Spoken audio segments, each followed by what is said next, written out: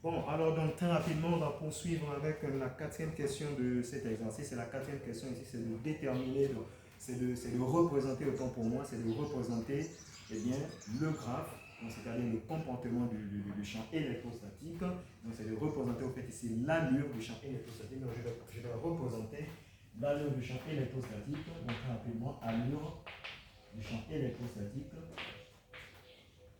allure du champ électrostatique. Donc, champ électrostatique, on va représenter l'allure. Et pour représenter l'allure, donc on va représenter d'abord le repère. Donc, vous faites un repère avec une origine. Donc, le repère, donc en ordonnée, nous avons ER. Donc, ici, toutes les valeurs qui coïncident avec le champ lui-même. Et vous avez en abscisse, vous avez R. Donc, en ordonnée, vous avez ER. Et en abscisse, vous avez toutes les valeurs donc, qui correspondent avec la distance. Et donc ici, l'objectif ici, ce sera maintenant de représenter l'allure de cette expression. Et déjà, il est important de savoir que cette expression, en fait, ici, elle correspond à une fonction mathématique. Donc le champ électrostatique ici correspond à une fonction mathématique du fait qu'elle soit définie par une variable. En fait, ici, cette variable, en fait, ici, c'est R. En fait, ici, donc le champ électrostatique, en fait, ici, est fonction de la distance. Donc ici, donc, nous allons donc représenter son allure. Donc pour cela, nous allons donc exploiter une fois de plus notre système. Vous voyez que notre système, en fait, ici, présente des phénomènes. Donc, vous voyez ici que nous avons ici des charges, en fait, ici, qui sont réparties par unité de longueur et tout l'ensemble des charges, en fait, ici, crée des effets le long du fil. Elle crée des effets et ces effets, en fait, ici, sont répartis sur les distances. Donc, les effets sont répartis sur les distances. Et donc, c'est l'astuce ici pour comprendre, en fait, ici, ces phénomènes et pour représenter, bien évidemment, l'allure du champ électrostatique, c'est de savoir que, donc, supposons que si nous prenons le point M, donc si vous prenez le point M, donc si on prend le point M, donc du moins, si on prend le point M et qu'on le rapproche de plus en plus du fil, donc en fait ici on prend le point M et qu'on le rapproche, donc prenons le point M comme étant un observateur, donc prenons un observateur au point M, si on considère un observateur au point M, si cet observateur tend à se rapprocher de plus en plus du fil, eh bien il a tendance à ressentir beaucoup plus les effets. Autrement dit, les effets sont plus élevés lorsque l'observateur est de plus en plus proche du fil. Donc c'est-à-dire que lorsque l'observateur est plus proche du fil, les effets se font beaucoup plus ressentir.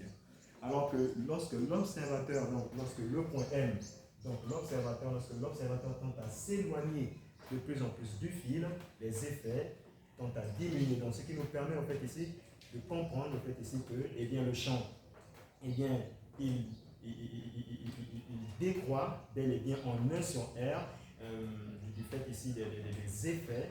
Donc, on voit très bien que si l'observateur est proche du fil, eh bien, il ressent encore beaucoup plus ces effets. Donc, autrement dit, les effets sont plus élevés. Plus l'observateur s'éloigne du fil, plus les effets diminuent. Donc, ce qui permet en fait ici de voir que eh bien, notre champ électrostatique, en fait ici, eh bien, il décroît bel et bien en 1 sur R, il décroît donc sur une distance, donc il décroît par rapport aux effets, donc du fait des effets, il décroît. Donc voici l'allure du champ électrostatique. Donc nous l'avons, voici l'allure du champ, voici le comportement du champ électrostatique. Donc ici, eh bien voilà, voici tout ce qu'il y avait à faire par rapport à cette question. Et donc si on vous demande de représenter eh bien, l'allure du champ électrostatique, donc c'est très simple, il suffit de mener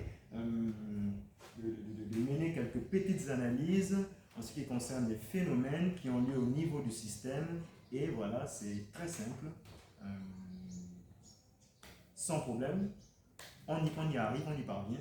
Et donc, sur ce, j'ai donc à présent répondu à la quatrième question. Donc, la prochaine fois, j'espère vous retrouver pour répondre à la cinquième question. Donc, cette fois-ci, la cinquième question, ce sera de déterminer le potentiel électrostatique en utilisant donc la relation qui est le champ électrostatique et le gradient. Donc, laissez-moi déjà vous dire que le gradient, en fait, ici, c'est un opérateur différentiel. Donc, cet opérateur différentiel, en fait, ici, va nous permettre, en fait, ici, donc, déterminer le potentiel électrostatique du champ électrostatique au point M.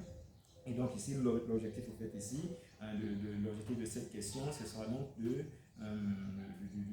d'utiliser des outils, donc une fois de plus, qui vont nous permettre au fait ici d'établir cette fameuse relation, c'est-à-dire ce fameux potentiel électrostatique. Et donc voilà, donc tout pour cette séance. Et donc, j'espère que vous m'avez bien suivi. Si vous avez des questions, n'hésitez pas à les poser. Je serai fier d'y répondre. Et donc, sur ce, quant à moi, j'espère vous retrouver dans une prochaine vidéo pour traiter de la question suivante. Alors, à bientôt.